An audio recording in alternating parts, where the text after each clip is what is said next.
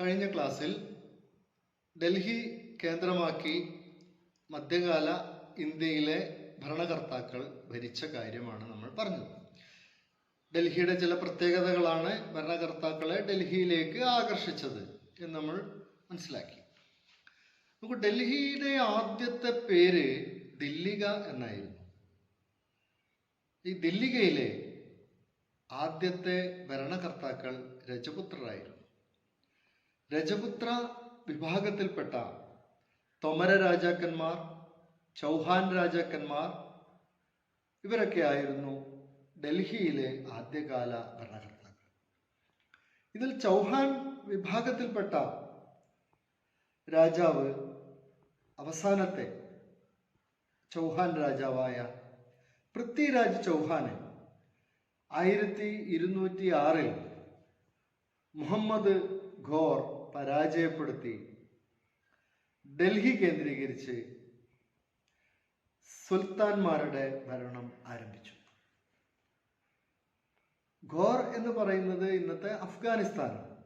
അപ്പം അഫ്ഗാനിസ്ഥാനിൽ വന്ന മുഹമ്മദ് എന്ന പരാക്രമി, അദ്ദേഹത്തിന് വലിയ സൈന്യമുണ്ടായിരുന്നു. അക്കാലത്ത് പുതിയ സാങ്കേതിക വിദ്യകളൊക്കെ അദ്ദേഹത്തിന് ഉണ്ടായിരുന്നു. ഇതൊക്കെ ഉപയോഗിച്ചുകൊണ്ട് രജപുത്ര രാജാവായ പൃഥ്വിരാജ് ചൗഹാനെ 1206 അദ്ദേഹം പരാജയപ്പെടുത്തി. അന്ന് മുതൽ 1526 വരെ ഡൽഹി കേന്ദ്രീകരിച്ച് വിവിധ രാജവംശങ്ങൾ ഭരിച്ചു. 1206 മുതൽ 1526 വരെ ഡൽഹി കേന്ദ്രമാക്കി ഇന്ത്യ ഭരിച്ച രാജ പരമ്പരയെ സുൽത്താൻമാരുടെ ഭരണം അല്ലെങ്കിൽ സൽത്തനത്ത് ഭരണം എന്നാണ് പറയുന്നത്. ഇക്കാലത്ത്, അതായത് 1206 മുതൽ 1526 വരെ പ്രധാനമായും 5 രാജവംശങ്ങളാണ് ഇന്ത്യ ഭരിച്ചത്. അതിൽ ഒന്നാമത്തെ രാജവംശം അടിമവംശം അല്ലെങ്കിൽ മംലൂക്ക് രാജവംശം, രണ്ടാമത്തത് ഖിൽജി വംശം, മൂന്നാമത്തത് തുഗ്ലക്ക് വംശം, നാലാമത്തത് സയ്യിദ് വംശം, അഞ്ചാമത്തത് ലോധി വംശം. ഇങ്ങനെ ഈ 5 വംശങ്ങളുടെ ഇന്ത്യയിലെ ഭരണത്തെയാണ് സൽത്തനത്ത് ഭരണം അല്ലെങ്കിൽ സുൽത്താൻമാരുടെ ഭരണം എന്ന് പറയുന്നത്. ഇത് നേരത്തെ പറഞ്ഞ പോലെ 1206 മുതൽ 1526 വരെയുള്ള കാലമാണ്. അപ്പൊ നമുക്ക് അറിയാം, ആദ്യമായി പൃഥ്വിരാജ് ചൗഹാനെ പരാജയപ്പെടുത്തി മുഹമ്മദ് ഘോർ ഇന്ത്യയിൽ ആദ്യത്തെ വൈദേശിക സുൽത്താൻമാരുടെ അഫ്ഗാൻകാരുടെ ഭരണത്തിന് തുടക്കമിട്ടു. മുഹമ്മദ് ഘോറിയുടെ സൈന്യാധിപനായിരുന്നു ഖുത്ബുദ്ദീൻ ഐബക്ക്. ഇദ്ദേഹം ഒരു അടിമ കുടുംബത്തിൽ ജനിച്ച ആളായിരുന്നു. തൻ്റെ കഴിവ് കൊണ്ടും ബുദ്ധിശക്തി കൊണ്ടും മുഹമ്മദ് ഘോറിയുടെ സൈന്യാധിപനായി അദ്ദേഹം മാറുകയും മുഹമ്മദ് ഘോറിക്ക് ശേഷം ഡൽഹി കേന്ദ്രീകരിച്ച് ഭാരതത്തിൽ അടിമവംശം അല്ലെങ്കിൽ മംലൂക്ക് വംശം സ്ഥാപിക്കുകയും ചെയ്തു.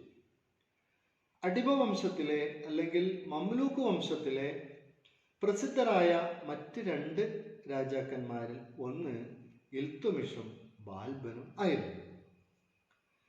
അടിമവംശത്തിന് ശേഷം നമുക്കറിയാം, പിന്നീട് ഡൽഹി ഭരിച്ചത് ഖിൽജി വംശമാണ്. ഈ ഖിൽജി വംശത്തിലെ ഏറ്റവും പ്രസിദ്ധനായ രാജാവ് അലാവുദ്ദീൻ ഖിൽജിയാണ്. ഖിൽജി വംശത്തെ തുടർന്ന് തുഗ്ലക്ക് വംശം വന്നു. തുഗ്ലക്ക് വംശത്തിലെ മുഹമ്മദ് ബിൻ തുഗ്ലക്കിനെ നമുക്കറിയാം, പ്രസിദ്ധനായ രാജാവാണ്.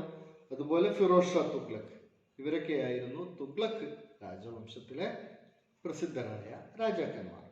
തുടർന്ന് വന്ന സയ്യിദ് വംശം വളരെ ദുർബലരായ രാജാക്കന്മാരായിരുന്നുവെങ്കിലും കിസർ ഖാൻ എന്ന രാജാവിനാൽ പ്രസിദ്ധമാണ് ഈ സയ്യിദ് വംശം. പിന്നീട് വന്ന സൽത്തനത്ത് ഭരണത്തിലെ അവസാനത്തെ രാജവംശമായ ലോധി വംശം, ഈ ലോധി വംശത്തിലെ ഇബ്രാഹിം ലോധി, ഈ ഇബ്രാഹിം ലോധിയാണ് അതിലെ പ്രസിദ്ധനായ രാജാവ്. 1526 ഇബ്രാഹിം ലോധിയെ പരാജയപ്പെടുത്തി ബാബർ മുഗൾ വംശം സ്ഥാപിക്കുകയാണ് ചെയ്തത്. അപ്പൊ മുഗൾ ഭരണത്തിന് തൊട്ട് മുമ്പുള്ള ഈ കാലത്തെ സൽത്തനത്ത് പീരീഡ് അല്ലെങ്കിൽ സുൽത്താൻമാരുടെ കാലം എന്നാണ് പറയുന്നത്, ഭരണകാലം.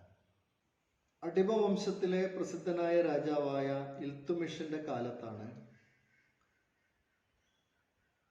സൽത്തനത്ത് രാജവംശം ഏറ്റവും കൂടുതൽ വിസ്തൃതമാവുന്നതും അതുപോലെ തൻ്റെ പ്രദേശത്ത്, തൻ്റെ രാജ്യത്ത് ഒരു ഏകീകൃത നാണയ വ്യവസ്ഥ അദ്ദേഹം കൊണ്ടുവരുന്നുണ്ട്.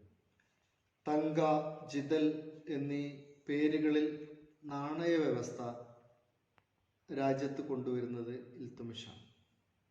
അതുപോലെ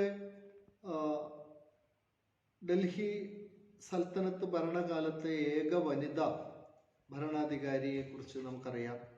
അവരുടെ പേര് സുൽത്താന റസിയ എന്നാണ്. സുൽത്താന റസിയ ആണ് ഏക വനിതാ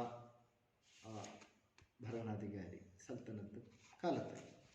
സൽത്തനത്ത് കാലത്ത് അതിൻ്റെ സാമ്രാജ്യം ഏറ്റവും വിസ്തൃതമാകുന്നത് ഖിൽജി ഭരണകാലത്താണ്.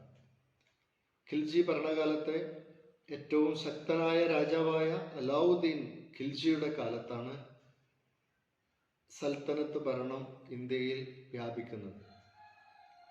പ്രധാനമായിട്ടും ഗുജറാത്ത് പോലുള്ള സ്ഥലങ്ങളൊക്കെ കീഴ്പ്പെടുത്തി ഗുജറാത്തിലെ തുറമുഖങ്ങളിലൂടെ വിദേശത്തു നിന്നും ആരോഗ്യമുള്ള ശക്തരായിട്ടുള്ള കുതിരകളെ ഇറക്കുമതി ചെയ്തു.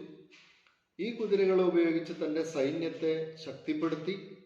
ഈ സൈന്യം ഉപയോഗിച്ച് അലാവുദ്ദീൻ ഖിൽജി തൻ്റെ അയൽ പ്രദേശങ്ങളെ ആക്രമിച്ച് കീഴ്പ്പെടുത്തി തൻ്റെ സാമ്രാജ്യം വിപുലപ്പെടുത്തി.